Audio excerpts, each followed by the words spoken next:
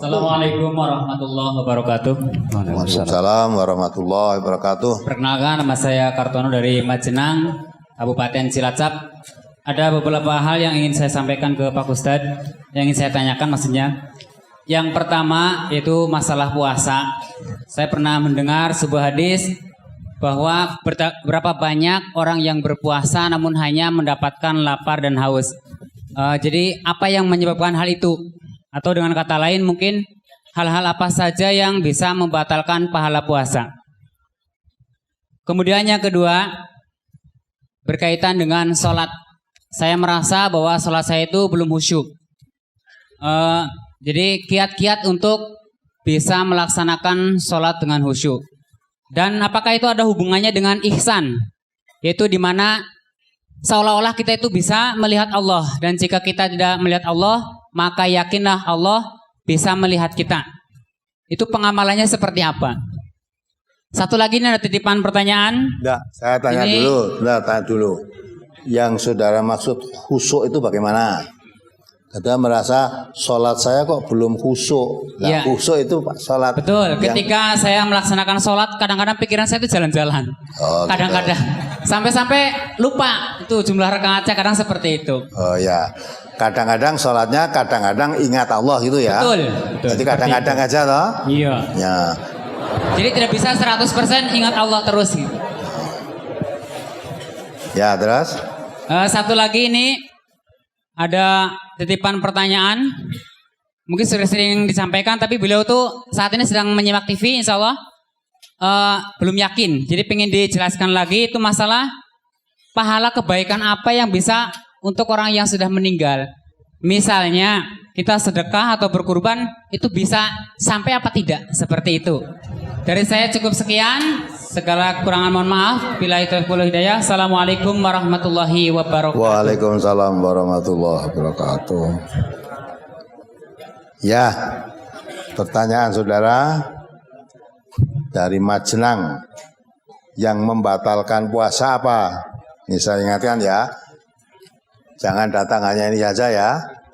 Besok datang lagi ya, akan diterangkan hal yang tal puasa itu yang mengakibatkan gugurnya nilai puasa ya.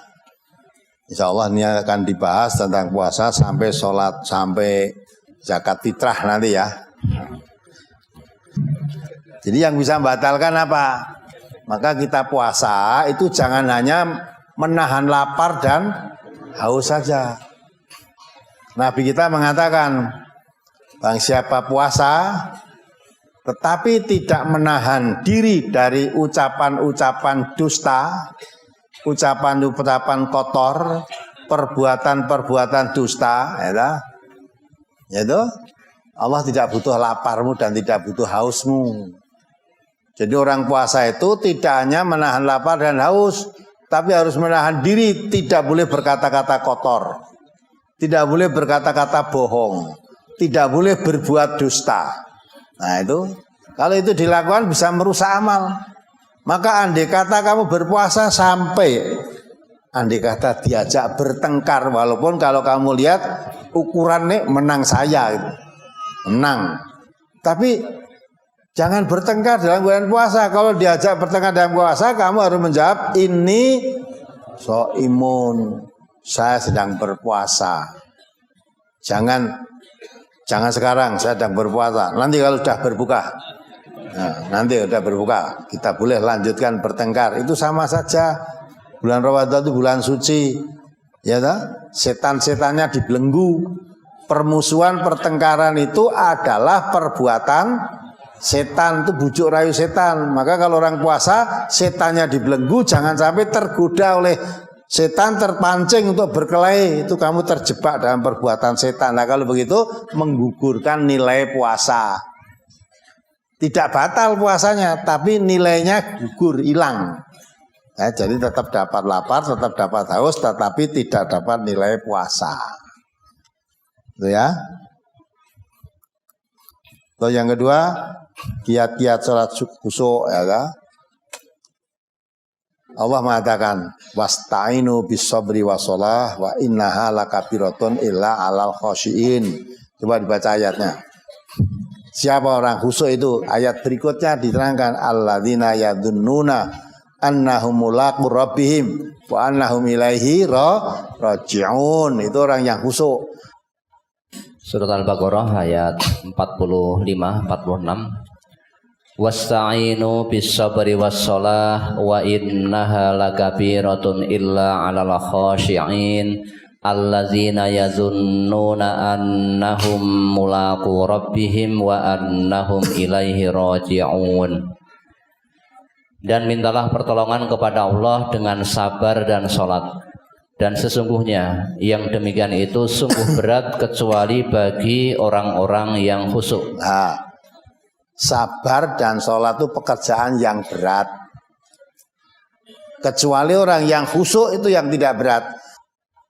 Siapa orang khusyuk itu? Terus? Yaitu orang-orang yang meyakini bahwa mereka akan menemui Tuhannya dan bahwa mereka akan kembali kepadanya. Nah, itu kan.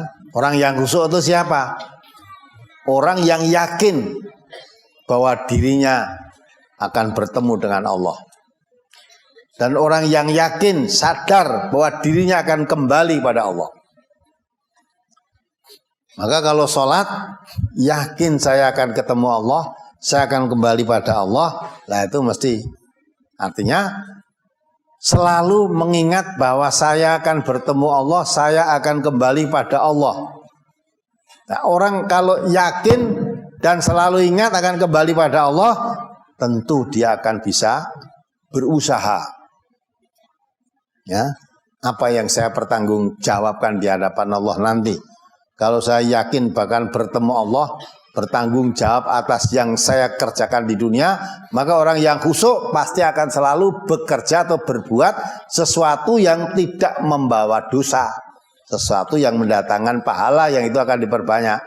Dan kalau yakin dirinya akan bertemu Allah, tentu akan selalu menghindari perbuatan-perbuatan yang menjadikan dosa. Orang khusyuk, ya.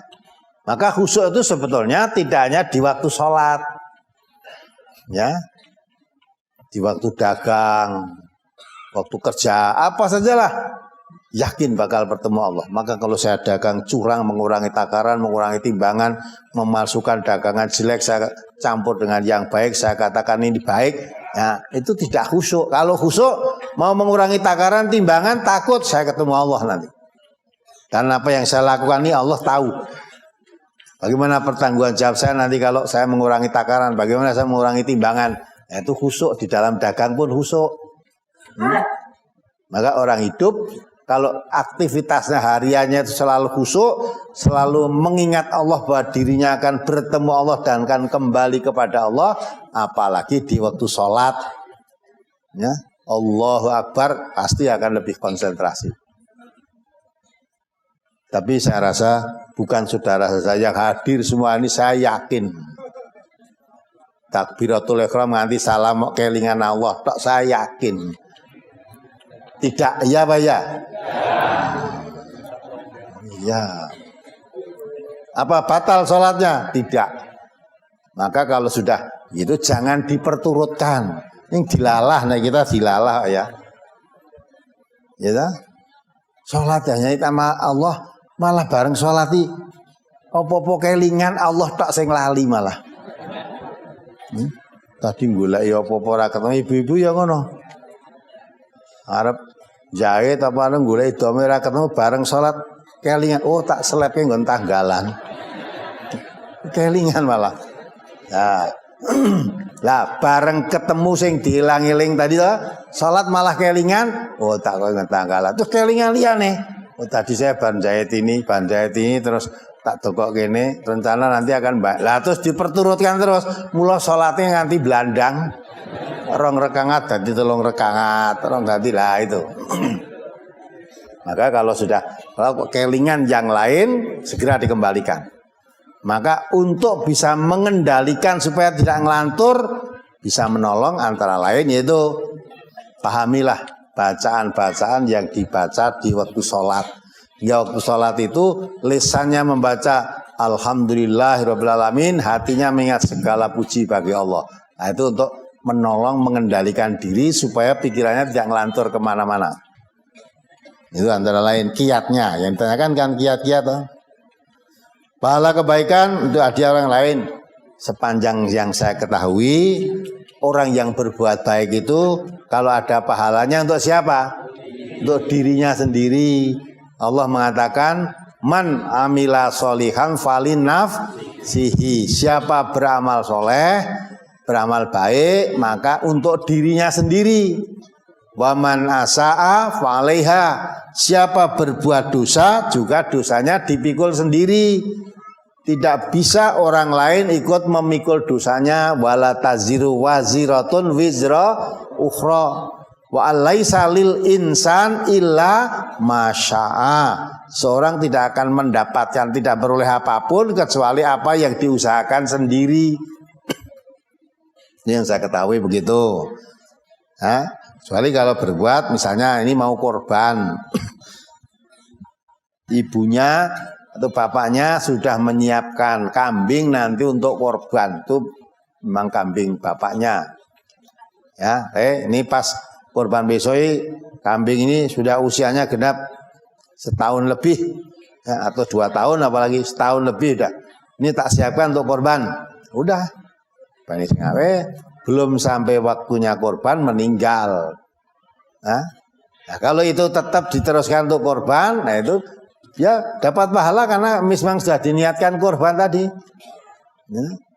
Orang kok siap korban dan itu kambing milik bapaknya sudah diazamkan untuk korban, barang bapaknya mati malah dibeleh gue nyuguh sing layat.